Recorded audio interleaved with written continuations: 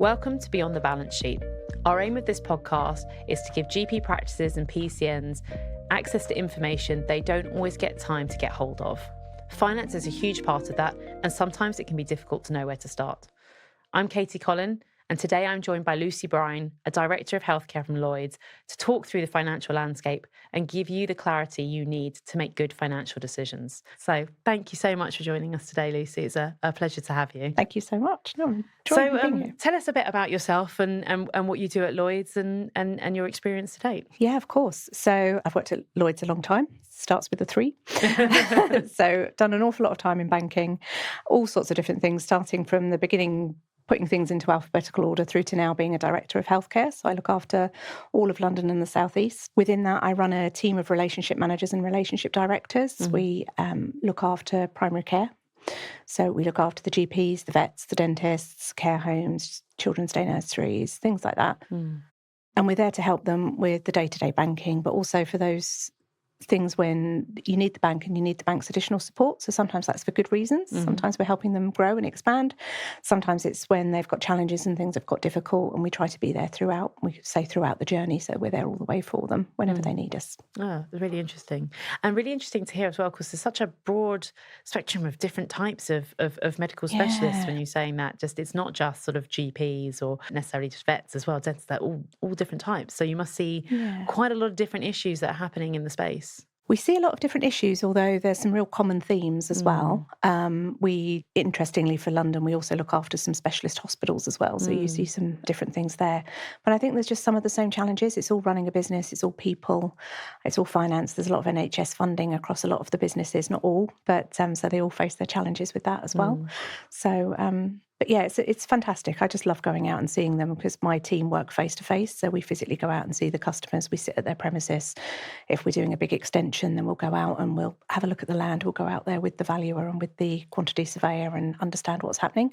So then when we report back to our credit team, who don't come out face to face as often, then we can really understand what the business are doing. So that's the best part of my job, is getting out and seeing the clients. Absolutely. Yes. So it must be a shift from COVID where we couldn't do that. So very much so. Very much so. Very different. And also nice to have that relationship, because I think sometimes actually we forget how important that institution of the bank is and how central it is to how we sort of run our operations to actually get to know your clients and understand what's happening. Definitely. I think that what we try to do with the size clients we look after, we tend to look after the larger end of that sector. And because of that, that's why we can go out face to face, because we have slightly smaller client sets that gives us the capacity. But then it means that when we are needed, the customer doesn't have to explain what the business is, what they do. We're also all healthcare specialists, so when they talk to us, we understand about the different acronyms. So we do love an acronym. We love a banking acronym, but we understand about a lot of the NHS funding acronyms. We understand how the funding is made. So it just saves the client having to explain to us all of the time. We already know what's happening. We can be there in advance. So things like for GPs, partnership changes, etc. Sometimes we'll know in advance when the GP surgeries do, so we can help them plan for it and get ready for it rather than that last minute rush.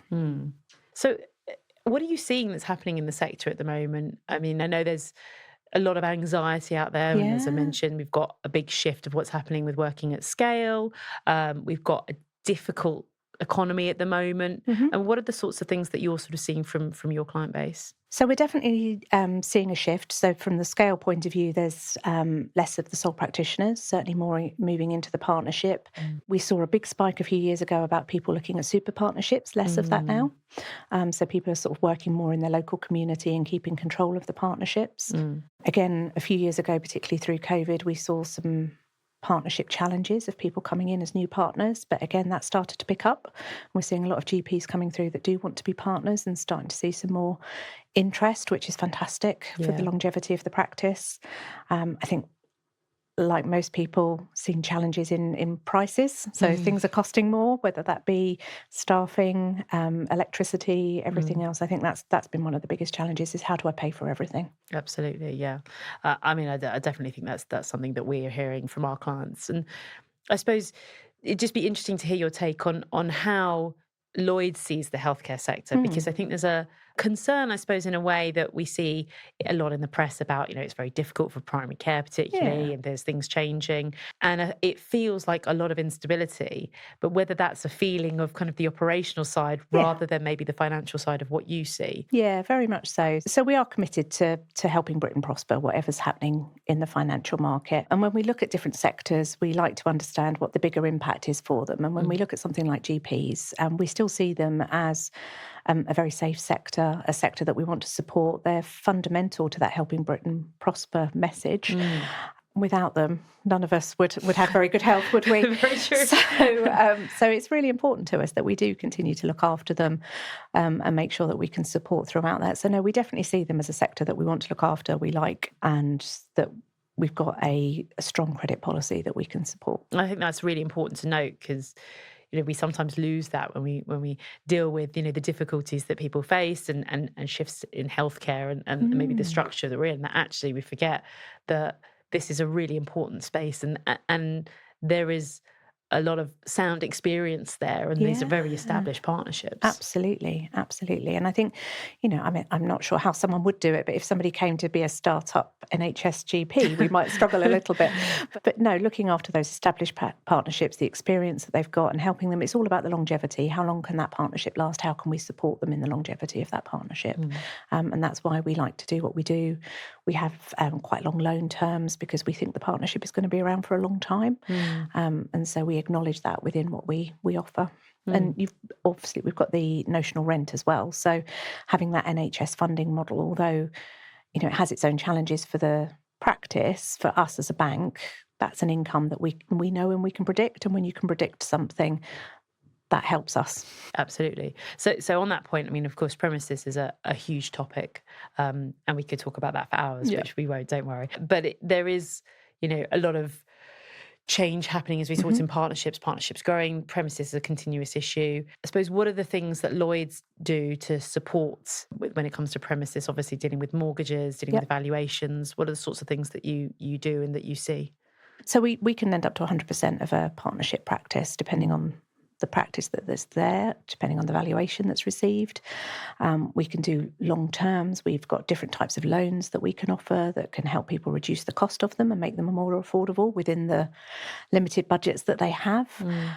We can support with partnership buyouts, partnership buy-ins, all of those changes that will come along. We can also help with extensions as well. So if people are looking, they've got quite often you'll take a bit of car park up. I know car park's needed for certain purposes, but we can certainly help if some of the additional land to the side is to be built on to get more clinical space. Building new practices from scratch. There's less of that happening at the moment, I would say, than I've seen in the past. Yeah, well, London as well. Space is a kind of key issue, particularly with seeing patients face to face. We've seen a lot of conversation around how premises is going to work and utilising the space that you have and being efficient. And of course, that does result in building working extensions where you can. Yeah, and reconfiguration. Sometimes you can reconfigure the premises to make it more appropriate now without getting any more space. You can still create more space. So there's things like that we can support with too, and making the practice more sustainable. So making sure that when you are doing that work, are you looking at everything involved with supporting it? So are you looking at solar panels? Are you looking at ground source heat pumps? Are you looking at the lighting that you're putting in, for instance? And although Lloyds Bank doesn't do a sustainability survey for that, we've got tools that can help with it. And if that is something that the practice wants, then we can do beneficial finance to support that as well. Okay. Are you seeing more activity, I think, in this area? Because I think it's interesting you're saying about more partners coming on, and maybe we saw probably a few years ago, especially when interest rates got quite high, people were very hesitant to buy in. Personally, I'm seeing a lot more of my clients who are becoming new partners, much more interested in becoming partners, and much more interested in actually buying into property. Yeah, definitely. So I think you have to get the right advice because it's different for everybody. Yeah, that's probably where you come in more than us. So we always say get the right advice. But absolutely, I think it's been a really interesting, particularly the last couple of years, there was certainly a time that it was harder to find new partners coming in, and practices were starting to shrink a little bit. And then obviously that impacts on costs. And again, the longevity of the business when you're relying on locums and salary GPs. But definitely we're seeing it without a doubt. We're getting more partners are wanting to buy in. People want to stay in the area that they are as well. So people want, that's where they live, that's where they want to work. And so they're buying into the practice to have that long term for themselves. But yeah, no, without a doubt, we've had some teaching practices that those people are starting to come through. And so partners are coming from having been there as a student and then starting to come through, which I think is great that they're staying in that practice and they've all the effort that's been put into training them is then being used of them then coming in as a partner. That's really interesting, actually. I suppose it's the continuity. I know we talk a lot about continuity of care, but I think that is important for that continuity. And I think there feels like there's more of an appetite now to maybe take on that partnership role. As I think maybe before people were very anxious about liability. Like, I'm not saying people aren't anxious about liability, No. but there's more of an appetite. I think that actually that self-employed route isn't necessarily as risky as it was considered before. Yeah, absolutely. And from our perspective, like we love the GP partners. We want people to be in partnerships. We want to have a reasonable number of partners on the bank account, and it becomes more challenging. There's only one or two on there because you don't know what's going to happen. None of us know what's going to happen in life, do we? So having a few more partners on there really supports us as a bank. That gives it more strength. Yeah, and it's interesting with this working at scale. We'll talk a bit about that later. I think there is kind of a push now more to that sort of growing side of things. Well, we do a lot of benchmarking with our practices, and we saw maybe a dip in the last couple of years of the number of partners, full-time equivalents in a practice.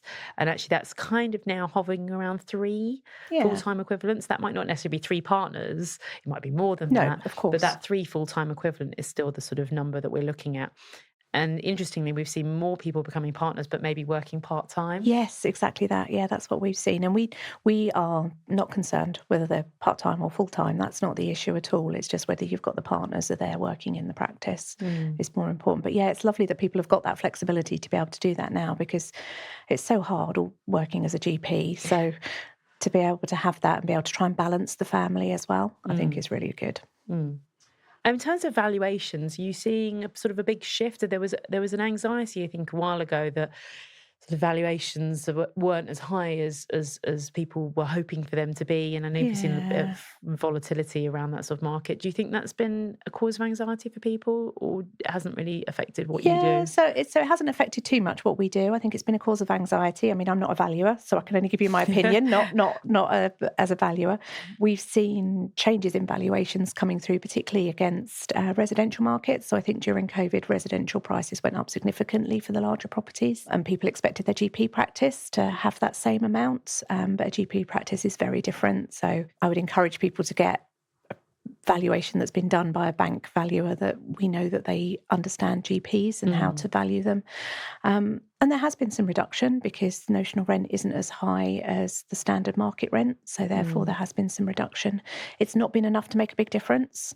I think it maybe comes as more of a surprise to the partners that the value isn't as much as they were expecting it to be, which I completely understand. From a bank perspective, it isn't a big enough shift for us to be concerned in any way, and we can still lend up to that 100%. So we've never seen it have an impact, but I understand the emotional impact of finding out your property isn't worth what maybe it was 4 or 5 years ago. And I think that point that you said about GPs being very secure and having the benefit of the notional rent is obviously makes it very attractive to lend to, because you know that there's a stability to it. So it's that risk reward ratio. And I think we sometimes forget that we often look at the, upside or downside, but we forget actually that it's very stable, and that has its benefits to it as well. Absolutely, yeah. And you mentioned before about sustainability. So this is a topic that's started to crop up a lot more. And we've noticed new partners becoming much more engaged in sustainability. And I know Lloyds does a huge amount of work around sustainability. Yeah. So I'm just interested to expand on that a bit more. So it is really important to Lloyds that we, the whole of the UK building stock, whether it be in GP or anything else, is how can we support it becoming more sustainable? How can we help it making sure that it's not having as large an impact on the environment? So there's things that we can do to support that. So if there's improvements you can make, I mentioned about solar panels, ground source heat pumps, etc. So although we don't advise on those, if you did want to do something like that, then we have cheaper funding. So you can have fee-free funding, etc., to help put those in. The same if you've got an EPC of A or B. Again, we provide cheaper funding for that. We understand not everybody can have an A or B rated property, so we've recently changed it so that if you've got C to G, but you can get it to an A or B in the next 12 months, and again, we've got tools to help with that, then again, you can still access that fee-free funding to try and support that increase in the property ratings. And you mentioned those tools, so I'm guessing that's another thing that you add as well as a way of, I suppose, helping people that if they're not there yet, of how to get. Yeah, absolutely. So we've got a tool that you can go in, put your specific property. It shows you what the current EPC rating is, and then you can go in and say, it comes up with suggestions as to how you could change it. And you can say, oh no, I've already had that done since the EPC rating was done. Or yes, that's in scope, I can do that. And it will say, well, roughly we think it will cost this much to do it. And it will take you this many years to get it back. It is a guide, obviously. But I tried it on my own property just to see how it worked, and it was really good, and it really helped me. I was my property was actually an E, which is I'm not selling the sustainability very well, but I did get it to a C just with the things that it suggested, and it's didn't cost as much as I expected it to, but it's definitely it's quite good to have a play with and just see what you can do with your properties. Really interesting, and I suppose also making yourself more efficient. When you talked a bit about gas and electricity prices. Yeah. And it's interesting for us that when we do our benchmarking, we see that roughly a GP practice spends about 60% of its core income on staff, but also about 10% of that is actually admin running costs. Yeah. And of course, that is largely driven by those running costs that we talked about. So that's heat and light.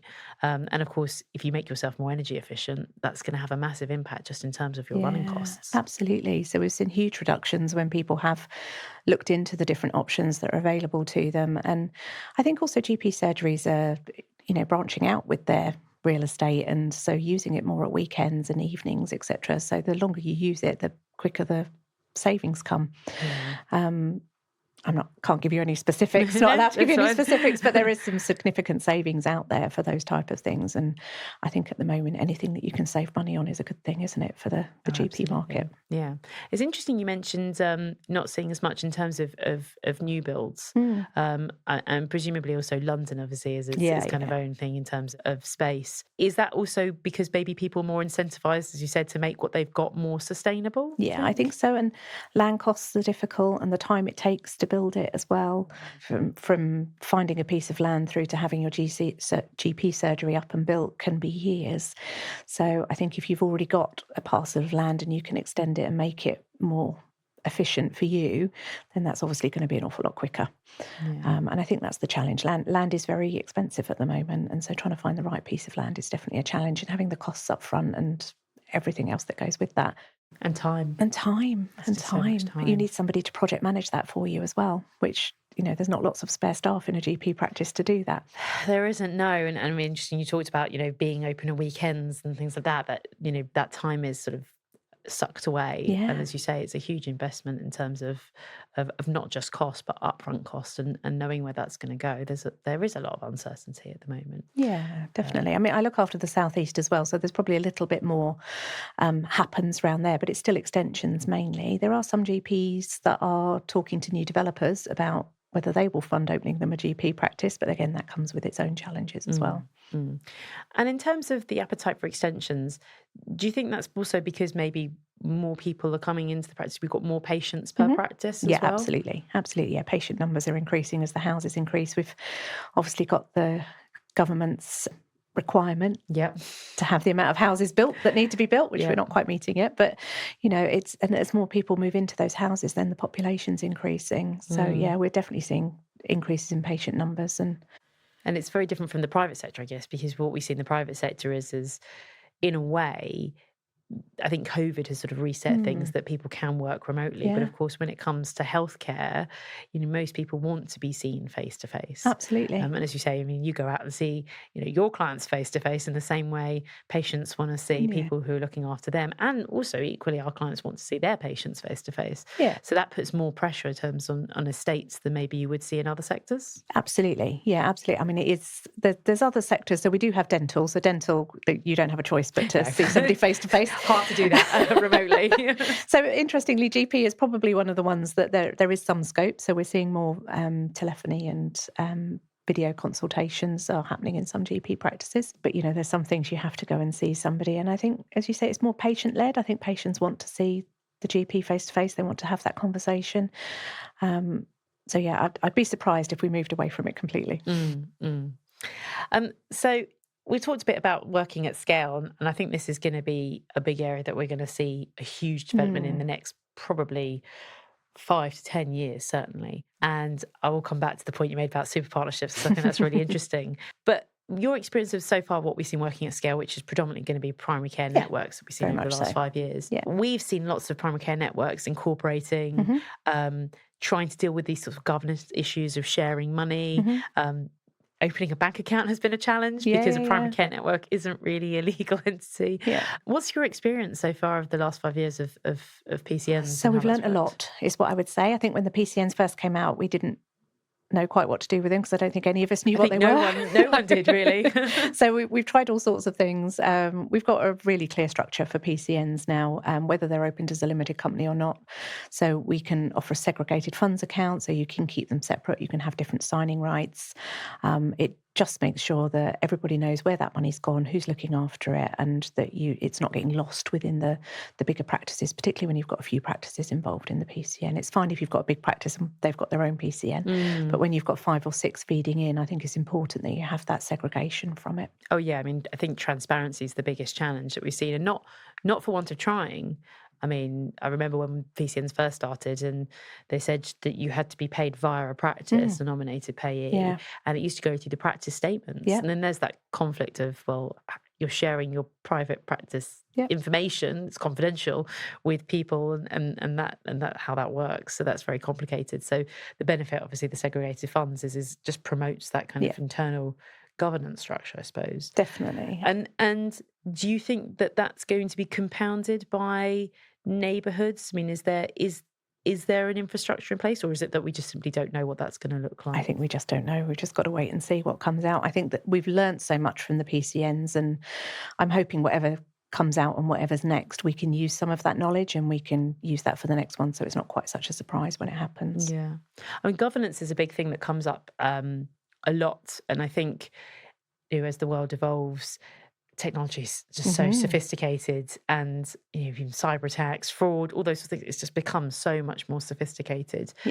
In terms of governance, is there best practice that you would recommend to PCNs out there? Yeah, definitely. So PCNs and GP surgeries, I would say. So for PCNs particularly, you can have different signing rights to the GP surgery, so do that so that you know that money has got a different control over it. For GP surgeries generally, always check your mandate. So who does have access to your bank account? So as your own personal bank account, you know who has access to that, but who has access to your partnership bank account. We've got some online tools that make that lots easier than it ever used to be able to go on and check that. So that would be a regular governance, I would say. And what rights does that person have? So there's different signing rights depending on who's on the mandate as well. So is everybody that's on the bank mandate supposed to be there? And is everybody that's on there got the right access to your bank account? I think that's really important to check regularly. Same for who's got cards issued. Has the right person got cards issued? What can they do with it? So that reduces fraud. Without a doubt, not in just internal fraud, I mean external fraud, because the more people that are on the bank account that shouldn't be, that opens access for fraudsters. Yeah, of course. Fraud training is really important, I would say, as well. So you might think that you're up to date and you know exactly how to combat fraud, but they're very sophisticated. They're getting more sophisticated all of the time. So I would always have ongoing fraud training within the business. Again, we have some online that you can use, but make sure that everybody that touches that bank account has access to the fraud training and is regularly doing it. Yeah. I mean, I think GPs particularly are very susceptible to that because they're effectively small, medium enterprises.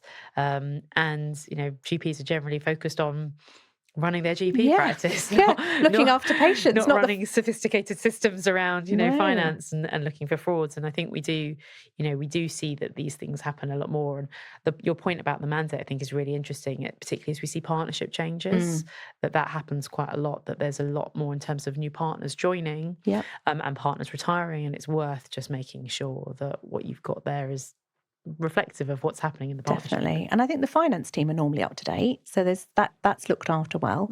But it's just making sure, as you say, the partners also checking what access that they've got on the mandate. Yeah, no, absolutely true.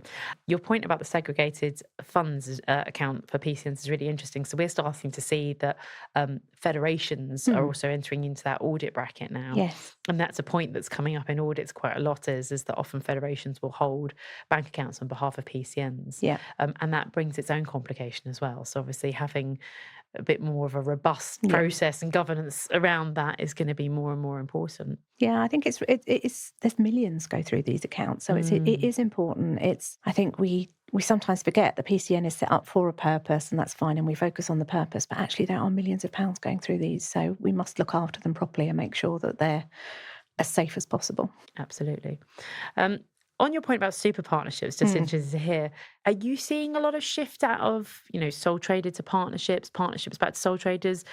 Lots of mergers and super partnerships? You kind of alluded not really. Yeah, far less than we have seen. Okay. We are still seeing mergers, definitely. So we've got one going on at the moment that is happening. That's 4 partnerships coming together. And that's been a long time in practice, but they're all very local to each other. There's synergies in the respect of how the business is run. I think they've got a very similar ethos, and I think that's super important. Absolutely. One of the partners has worked in different practices that are coming together. So I think previously perhaps it was more looked at from a financial point of view, or it was led by a third party. Yeah, I think if you're going to work together, that's one of the lessons, is just, making sure that you do have that ethos, that you have got that way that you can work together, and that there's a benefit to all of the practices. So we are seeing the mergers, probably more partnerships increasing, so less going to a sole trader, and certainly not for long. I think it's a big responsibility to be a sole trader. Again, that's my opinion, not Lloyd's, but it's a lot of work to be a sole trader in GP. So we're seeing more coming through from partnerships, whether that be from family members that have finished training, or if you're finding somebody that you can work with and bringing them into the partnership. And I know we've discussed this, but the implications in terms of when that change happens, I mean, from a banking perspective, there is a difference, isn't there? Oh yeah, very much so. So yeah, so each has its own legal entity type. So you have a legal entity of a partnership, of a limited company, of a sole trader, and each one does have a different legal entity and therefore needs a different type of bank account. So it's really important that you do involve your bank and speak to your bank if you are changing how your partnership is set up, just to make sure that you're looking after your bank account, and you're looking after it and making sure that you're protected, whatever happens. And I think the benefit of Lloyds, and speaking as well, we work with Lloyds very closely, is you do get that personal relationship. So you do get, a relationship manager. You're dealing with somebody who actually knows your business. Just ask advice, I would say, whether it be Lloyds or any other bank, just ask advice and make sure that if you are making changes, speak to your bank and just make sure, does that impact my bank account in any way? And just find out beforehand rather than after the event. It's far more difficult to unwind something after the event than it is before. I feel like that might be quite common in the NHS generally. We're retrospectively applying things and new contracts that started 3 months ago. If anything you can preempt, then try and preempt it. The same with partnership changes. The earlier you can involve your bank, the better, because things can take time. Getting evaluation done, negotiating with the incoming and outgoing partners, legal work, obviously the accountancy side, it can all take time. So I think the sooner that you can get somebody involved, the better. Yeah, we tend to see this happen quite a lot, especially when there's a budget and there's tax changes. We suddenly see this sudden rush to where maybe a partner was thinking, okay, well, I'm going to retire and I've got a bit of time to sell the building. Suddenly, actually, just waiting, a couple of months can make a huge difference, especially with things like capital gains tax and business assets disposal relief. That had a massive knock-on impact on people trying to do things very quickly. No, I agree. And sometimes people just forget to have this sort of basic conversation with the bank or the accountants and say, what should we be doing here? And they kind of loop you in at the last minute. You think, well, it's important to get your ducks in a row with this. It is. And we'll always, if there is a deadline for something like that, of course, we'll always try and meet it where we can. Some things are out of our control, but we'll try. There's a lot of moving parts with these things. And we always ask the question at the beginning, sort of, what's the date that you need to complete by? And is there a reason that you need to complete by that date? So if it's I'd just like to because I'm going on holiday, then maybe that's a little bit more of a flexible date. If it's I have to get it done by this date, otherwise it's going to cost me more in tax, then we'll pull out all the stops to try and make that happen. Yeah, and I think we're going to see More and more of that Well, happening. let's wait and see. Let's wait and see. Is there any other key concerns that you're seeing, or big ticket items that you're seeing in healthcare that you think are relevant to the audience? No. I mean, one thing I can think of is cash flow. Oh, And, okay. Yeah, and yeah. and it is interesting because we hear a lot of panic about cash flow, Mm, particularly from GPs, and I think that's partially due to um, mounting and rising staff costs, yep. particularly we see around the minimum wage, we've Yep. seen around the national insurance, and the funding flows that we're seeing in primary care, certainly in Mm, primary care, are shifting. So we've had, movement in from maybe smaller practices to bigger practices. We've got then ICBs, we've got yeah. PCNs. Now, ICBs are merging. We've Mm-hmm. lost a lot of that organisational memory. So when Mm-hmm. funding flows don't always happen at the timing they should do, we've got the additional roles reimbursement. So that takes time. Do you see that from a Lloyd's perspective? Is that your experience, or is that more, do you think, necessarily an anxiety that Yeah. partners are having? It's really interesting because there are so many changes going on, but we find that generally GPs manage their accounts brilliantly. So despite all of those changes, they manage them so well. And of course, there's pockets sometimes when an overdraft or some other type of cash flow might be needed. But I'm just always so impressed by particularly the practice managers and the finance managers, how they manage to keep the bank accounts in check and hold the reserves back. I think that's really important, is listening, the practice managers knowing what needs to be held back and that the capital account does need to grow and that they've got the money available. And I think that's why we see them running as well as they do. Sometimes overdrafts are needed, and that's okay. We can help out when they are needed. They're less common in GPs than I would say in normal trading businesses. So your standard trading business, even things like pharmacies, they're much more common than in the Yeah. GP world. It doesn't mean they're impossible, but they're just much more common in other parts. And it's actually really nice to hear that, because as an accountant, we spend a lot of time talking about this with our clients, and I don't think maybe practice managers get enough of a shout out, if you will, of their hard work. They But do work it hard. is one of the challenges, and I think it's not talked about enough, is the importance of working capital.